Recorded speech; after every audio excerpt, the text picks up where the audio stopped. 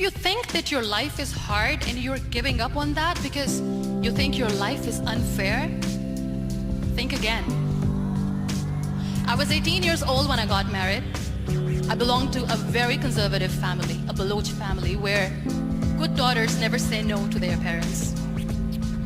My father wanted me to get married, and all I said was, if that makes you happy, I will say yes. And of course, it was never a happy marriage.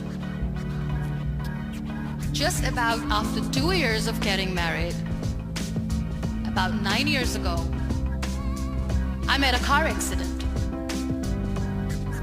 Somehow my husband fell asleep and the car fell in the ditch. He managed to jump out, saved himself. I'm happy for him. But I stayed inside the car and I sustained a lot of injuries. The list is a bit long. Radius ulna of my right arm were fractured. The wrist was fractured. Shoulder bone and collarbone were fractured. My whole rib cage got fractured. And because of the rib cage injury, lungs and liver were badly injured. But that injury that changed me and my life completely as a person and my perception towards living my life was the spine injury. 3 vertebrae of my backbone were completely crushed and I got paralyzed for the rest of my life. Many people came to rescue. They gave me CPR. They dragged me out of the car. And while they were dragging me out, I got the complete transection of my spinal cord. Those 2.5 months in the hospital were dreadful. I was at the verge of despair. One day, doctor came to me and he said, well, I heard that you wanted to be an artist, but you ended up being a housewife. I have a bad news for you. You won't be able to paint again. Next day, doctor came to me and said, your spine injury is so bad, you won't be able to walk again. I took a deep breath and I said, it's all right. Next day, doctor came to me and said, because of your spine injury and the fixation that you have in your back, you won't be able to give birth to a child again. That day, I was devastated. I still remember, I asked my mother, why me? And that is where I started to question my existence. Why am I even alive?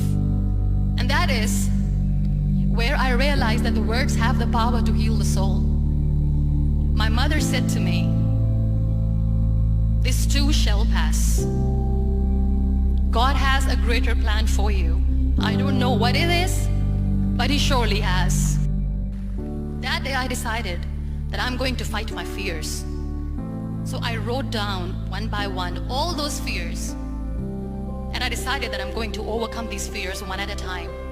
You know what was my biggest fear? Divorce. I couldn't stand this word. I was trying to cling on to this person who didn't want me anymore, but I said no. I have to make it work. But the day I decided that this is nothing but my fear, I liberated myself by setting him free. And I made myself emotionally so strong that the day I got the news that he's getting married, I sent him a text that I'm so happy for you and I wish you all the best. And he knows that I pray for him today. Number 2 was, I won't be able to be a mother again. And that was quite devastating for me. But then I realized there are so many children in the world, all they want is acceptance. So there is no point of crying, just go and adopt one. And that's what I did.